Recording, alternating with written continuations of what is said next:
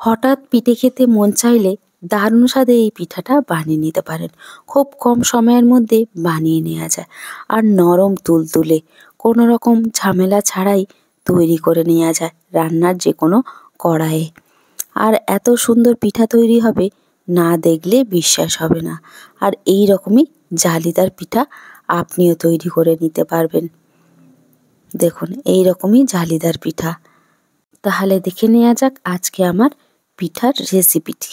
পিঠে তৈরি করার জন্য সবার প্রথমে এখানে আমি 1 কাপ আতপ চাল নিয়ে 5 থেকে 6 ঘন্টা ভিজিয়ে রেখেছিলাম।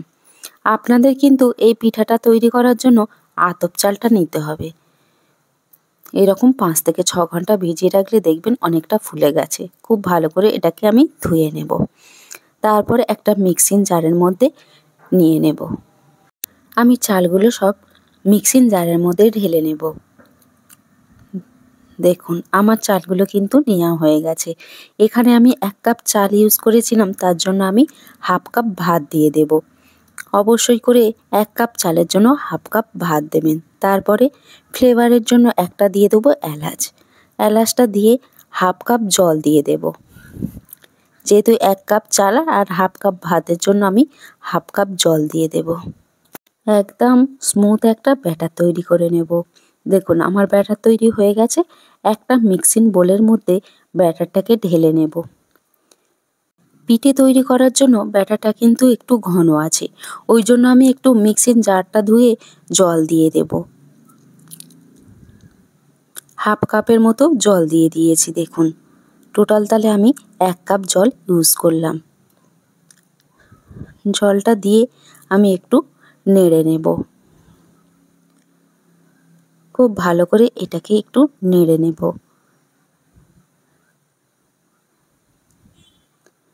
দেখুন, আমার নাড়া কিন্তু হয়ে গেছে।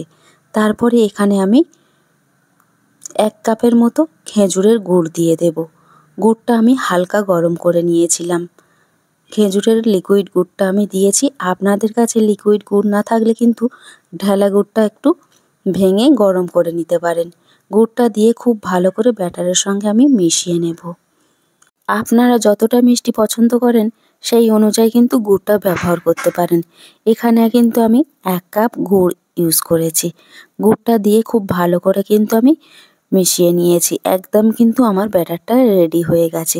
তারপরে এখানে দিয়ে দেব স্বাদ মতো লবণ আর সামান্য একটু বেকিং সোডা।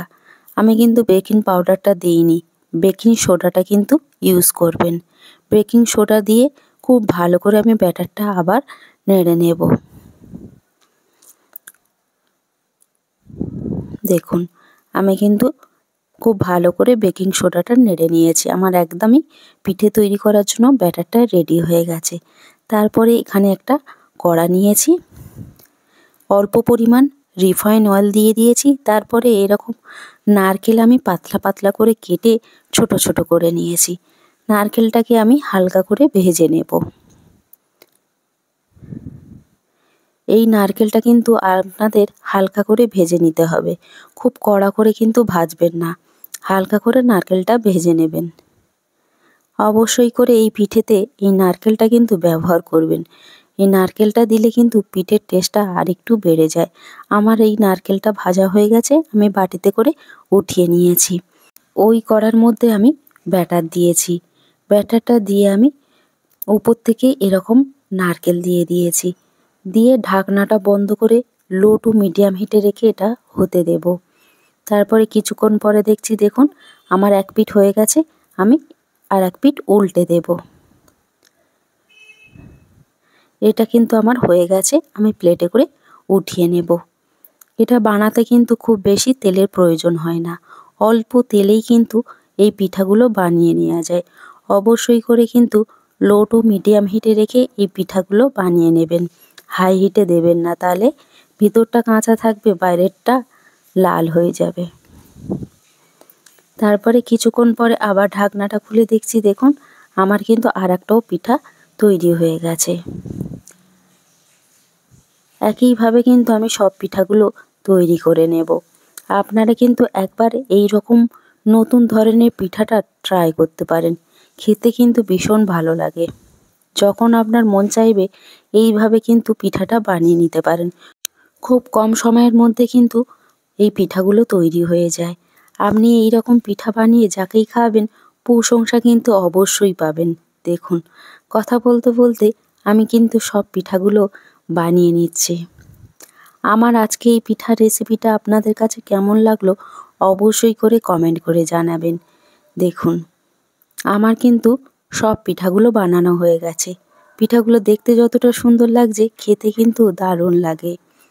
ভিডিওটা ভালো লাগলে একটা লাইক দিয়ে চ্যানেলটাকে সাবস্ক্রাইব করে আমার সাথেই থাকবেন। আর পিঠাগুলো কতটা নরম হয়েছে দেখুন, আর কত সুন্দরভাবে তৈরি হয়ে গেছে। আর এই রকমই জালিদার পিঠা তৈরি হয়ে গেছে। আপনাদেরকে একটা কেটে দেখাচ্ছি, দেখুন কতটা জালিদার হয়েছে। দেখুন কতটা জালিদার হয়েছে। আজকে এখানেই শেষ করছি। ভালো থাকবেন, সুস্থ থাকবেন। আবার ফিরে আসবো অন্য কোনো রেসিপি নিয়ে।